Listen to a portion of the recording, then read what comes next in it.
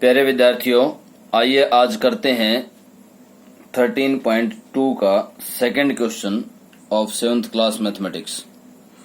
Second question में क्या है, आपको एक्सपोनेंशियल फॉर्म दी गई है, उसको सिंप्लीफाई करना है। सिर्फ सिंप्लीफाई। तो फर्स्ट पार्ट क्या है, देखिए 2 raised to the power 3, 3 raised to the power 4 and 4 divided by 3 into 32।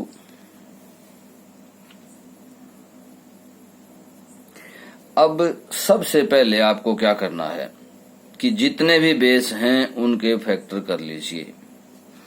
तो देखिए 2 raised to the power 3, 3 raised to the power 4 और 4 को क्या लिख सकता हूं, 2 raised to the power 2।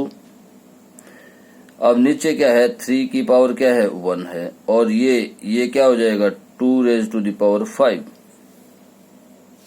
कैसे, जब इसके फैक्टर करेंगे तो 2 जो है वो 5 टाइम्स आएगा, तो क्या हो जाएगा, 2 raised to the power 5। अब आपको सीधा सा क्या करना है कि जो भी बेस में है उसको ऊपर ले जाइए। ऊपर से जब कोई भी नीचे आएगा तो उसकी पावर नेगेटिव हो जाएगी, और नीचे वाला जब ऊपर जाएगा तो भी पावर क्या हो जाएगी, नेगेटिव हो जाएगी। तो देखिए 2 raised to the power 3, ये 2 की पावर 2, इसी के बेस के साथ लिख लीजिए 2 की पावर 2। सेम बेस के इकट्ठे करते जाइए, 3 raised to the power 4, इसको ऊपर लेके जाएंगे तो ये क्या हो जाएगा, 3 raised to the power -1। इसको ऊपर लेके जाएंगे तो ये क्या हो जाएगा, 2 raised to the power -5। अब आपके पास जो सेम बेस के हैं उनमें देखिए सब में मल्टीप्लाई है, फिर सेम बेस के देखिए ये दोनों और ये, तो क्या हो जाएगा, पावर्स जुड़ जाएंगी। पावर जुड़ेंगी तो क्या हो जाएगा, 3 + 2 - 5, क्योंकि ये तो माइनस की है तो ये माइनस हो जाएगी, घट जाएगी। अब आ जाइए 3 पर। 3 की क्या क्या हैं, ये 2 हैं, तो 3 की पावर 4 और ये क्या है, -1। तो यहां पर क्या आ जाएगा, 2 raised to the power 0 और 3 raised to the power 3। तो क्या आएगा, ये तो 1 हो जाएगा, किसी की भी पावर 0 हो तो क्या हो जाता है, 1 हो जाता है। तो ये क्या आ जाएगा, 3 raised to the power 3। तो आपको इस तरह से सिंप्लीफाई करना है प्रत्येक क्वेश्चन। अब इसका सेकंड पार्ट ले लीजिए। सेकंड पार्ट में क्या है, 5 raised to the power 2 power 3, 5 raised to the power 4 और इस तरह से divided by 5 raised to the power 7। अब देखिए ध्यान से, पावर की पावर है तो पावर क्या हो जाएंगी, मल्टीप्लाई, तो ये कितना आ जाएगा, 6, और ये 5 raised to the power 4 और 5 raised to the power 7। अब ध्यान से देखिए, ब्रैकेट खोलेंगे तो बीच में क्या है, मल्टीप्लिकेशन है, तो पावर्स क्या हो जाएंगी, जुड़ जाएंगी, और divided by 5 raised to the power 7। अब डिवीजन है तो पावर क्या हो जाएंगी, घट जाएंगी, तो क्या बचेगा, 5 raised to the power 3। तो इस तरह से फर्स्ट और सेकंड पार्ट आपको करने हैं। अब आइए करते हैं थर्ड पार्ट। थर्ड पार्ट में क्या है, 25 raised to the power 4 divided by 5 raised to the power 3। तो देखिए मैंने अभी बताया था आपको कि जो भी बेस है उसको अगर आप टुकड़ों में तोड़ सकते हैं तो तोड़ लीजिए। तो इसको मैं क्या लिख सकता हूँ, 5 raised to the power 2, 25 को divided by 5 raised to the power 3। अब पावर की पावर है तो क्या हो जाएगा, 5 raised to the power 8, multiply हो जाएंगे ये दोनों, और divided by 5 raised to the power 3। अब डिवीजन है बीच में, बेस एक सेम है तो पावर्स क्या हो जाएंगी, घट जाएंगी, तो 8 - 3। तो इस तरह से 5 raised to the power क्या आ जाएगा, 5 आ जाएगा। तो इस तरह से आपको थर्ड पार्ट करना है। अब देखिए फोर्थ पार्ट करते हैं। फोर्थ पार्ट थोड़ा सा लंबा है।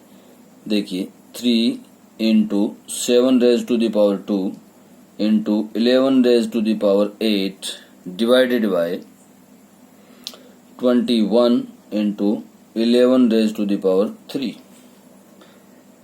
अब देखिए समझिए, इसके हम टुकड़े नहीं कर सकते, ये एज इट इज। इसके भी हम टुकड़े नहीं कर सकते, ये भी एज इट इज। और इसके भी हम टुकड़े नहीं कर सकते बेस के, ये क्योंकि ये तीनों क्या हैं, प्राइम है। अब यहाँ पर 21 है। 21 को आप क्या लिख सकते हैं, फैक्टराइजेशन करेंगे तो 3 इंटू 7, दोनों की पावर 1 हो जाएगी और ये 11 की पावर 3। यहां तक समझ में आया। उसके बाद आगे चलिए, आगे देखते हैं कैसे करेंगे।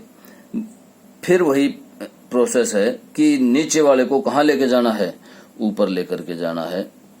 मैं ऊपर वाला जो न्यूमरेटर है वो एज इट इज लिख रहा हूं, यूं का यूं। नीचे वाले को ऊपर लेके जाएंगे तो क्या हो जाएगा, -1। इसको भी ऊपर लेके जाएंगे तो ये भी क्या हो जाएगा, -1। और इसको भी ऊपर लेके जाएंगे 11 रेज टू द पावर 3 को, ये भी क्या आ जाएगी, नेगेटिव पावर आ जाएगी, नेगेटिव एक्सपोनेंट आ जाएगा। अब देखिए ध्यान से आगे, ये दोनों बेस सेम है तो पावर्स क्या हो जाएंगी, जुड़ जाएंगी। तो क्या आ जाएगा, 3 रेज टू द पावर 0, 7 की पावर 2 और 7 की पावर -1, तो क्या हो जाएगा, 2 में से 1 घट जाएगा तो क्या बचेगा, 2 - 1। अब 11 की पावर 8 और 11 की पावर -3, 11 की पावर 8 -3, तो क्या आ जाएगा, ये क्या आएगा 1, ये क्या आ जाएगा 7 रेज टू द पावर 1 और ये क्या आएगा यहाँ पर 11 रेज टू द पावर 5। तो इस तरह से आप फोर्थ पार्ट करेंगे।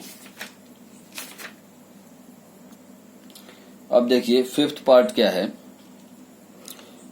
3 raise to the power 7 divided by 3 raise to the power 4 into 3 raise to the power 3। जैसा कि आपको पहले बताया जा चुका है कि नीचे वाले को ऊपर लेके चलिए, फैक्टर नहीं हो रहे हैं, तो क्या हो जाएगा 3 रेज टू द पावर -4 और इसको ऊपर लेके जाएंगे तो पावर क्या हो जाएगी, नेगेटिव हो जाएगी। अब तीनों का बेस सेम है, मल्टीप्लाई है, तो पावर्स क्या हो जाएंगी, जुड़ जाएंगी। इस तरह से ये जुड़ जाएंगी, क्योंकि यहाँ जोड़ आएगा तो प्लस माइनस माइनस हो जाएगा और यहाँ भी प्लस माइनस क्या हो जाएगा, माइनस हो जाएगा। तो ये क्या आ जाएगा 3 रेज टू द पावर 0, और किसी की भी पावर 0 हो तो उसकी वैल्यू क्या होती है, 1 होती है। आइए अब करते हैं सिक्स्थ पार्ट।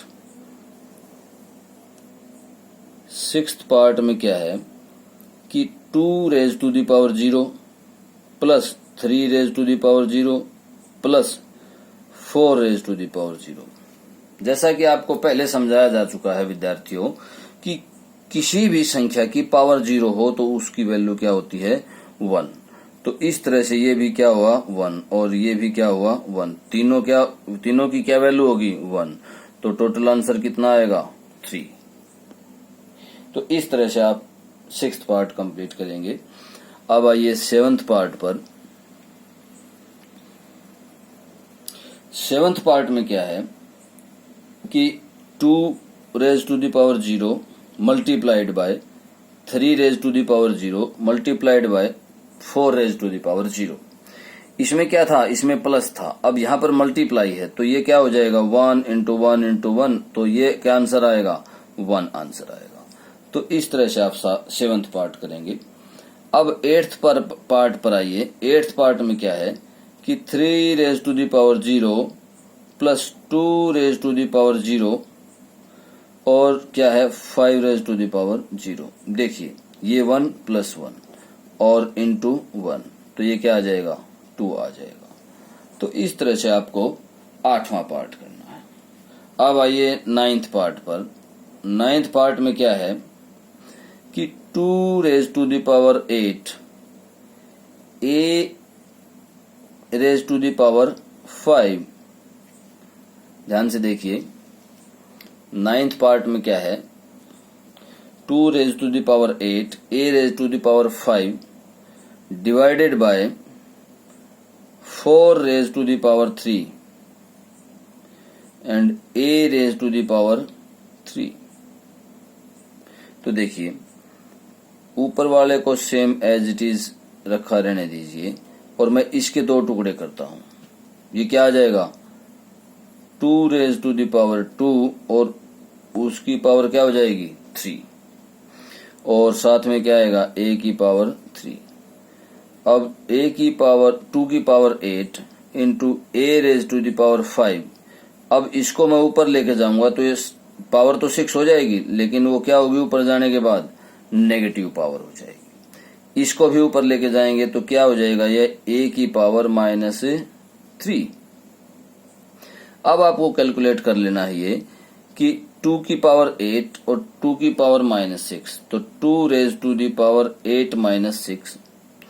अब ये a के लिए a raise to the power 5 -3, तो क्या आ जाएगा, 2 रेज टू दी पावर 2 और इनटू में a raise to the power 2। तो इस तरह से, या आप यूं भी कर सकते हैं 2a raise to the power 2। तो इस तरह से आप 9th पार्ट सेकंड क्वेश्चन का कंप्लीट करेंगे। Okay, thank you.